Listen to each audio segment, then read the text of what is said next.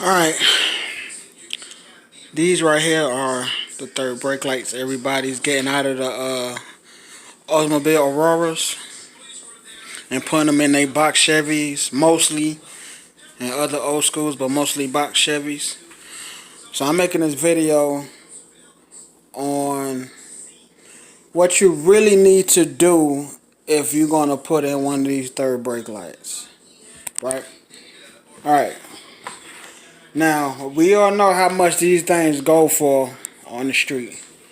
Yeah, the car is hard to find, but I only paid $7 for them at the junkyard.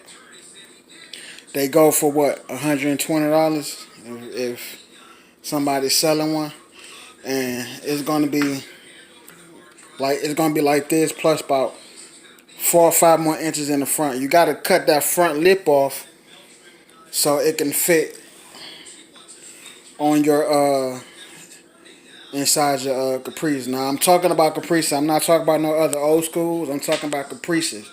But I'm gonna show you what you really need to do and what you really need for one of these to work. All right. So with this one, we're gonna go back with this one. The board not in this one because the board didn't work on the first one I brought. And this was the second one I brought. We're gonna get to this one in a minute. But like I said, you paying $120 for this, and it's gonna have about 4 or 5 inch lip in the front that you're gonna have to cut. You're gonna have to cut that. But the thing is, you can keep the back if you have a LS box Chevy, and the reason why, because on the roof part, you have a flat mounting part that you can mount this up, you know what I'm saying, up in the on the roof, because on the LS it's flat. It's flat. But if you're gonna put it in a hard top or even a Brougham Classic like I just got the full top. You ain't gonna have that real estate up there, that flat part, to use the back of this light. So you paying $120 for, and this is all you really gonna need right here. So this is what I did. I cut the lip. Plus this wrap, you know, I went to the, I'm gonna show y'all that too while I'm showing you the video. Oh, hold on. You can go to Walmart. You can pick this up for $3 in the crafting area where they sell fabrics and stuff. Just find you a color closer to your interior. That's all you really need right there to wrap them. So that's what I did. They wrap. I didn't wrap the top because the top is going to be, you're not going to see the top when it's up there. So that's all you're going to see when it's up there. But like on mine's, I'm going to make this a 2-part video because I'm actually going in the car and show you what I'm talking about.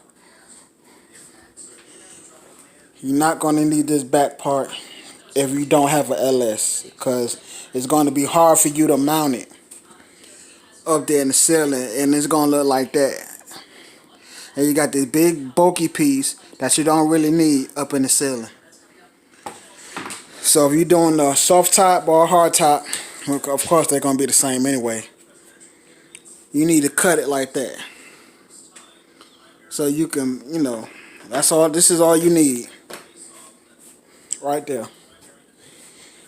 So just imagine you paying $120 for this, and you're going to have to end up cutting it down so you can really use it. But I'm going to go ahead and go outside, and I'm going to show y'all what I'm talking about in the car. Alright? Alright. Alright. Alright, I'm inside the Caprice now. This is just your mounting area. This is your surface. And what I was talking about, we're going to start with the big one. If you have an LS, you're going to have a flatter surface. It's going to be flat right here because, you know, your window goes out more. So you wouldn't really have a problem mounting this if you had a LS. But if you got a hard top Caprice or full top, it's all the same. You're not gonna need the back part. So you're gonna have to cut all that. And you can keep up to an inch lip, or you can cut the whole lip off like I did the smaller one. It's up to you, depending on how flush you want it. But what I was saying was, if you keep the back part, that's how it's gonna look. It's gonna look just like that. You don't need all that. That's ugly. You see what I'm saying? You're not gonna need all that. Then you're gonna have to find a way to mount all of that. So, best thing you can do is do what I did.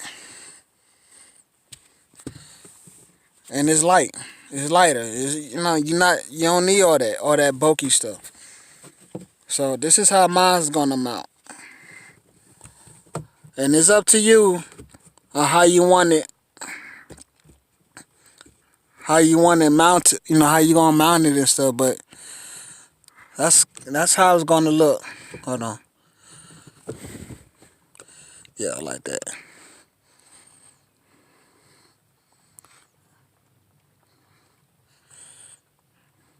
It's gonna look something like that. But it'll be easier to mount this instead of trying to mount this. You know what I'm saying?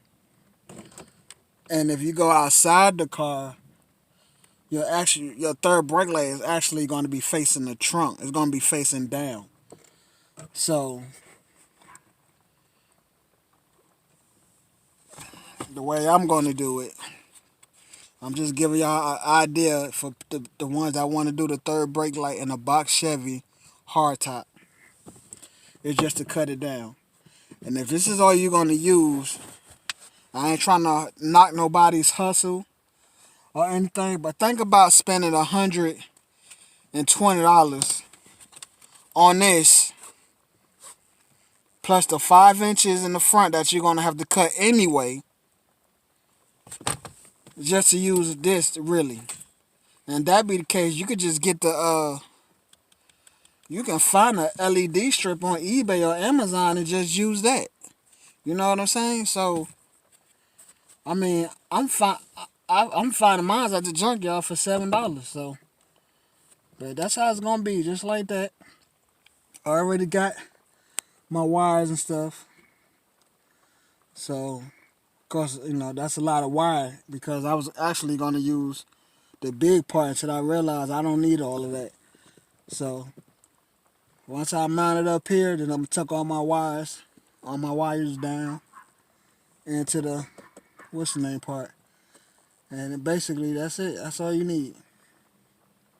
So just some advice on mounting your third brake light and your hard top box Chevy.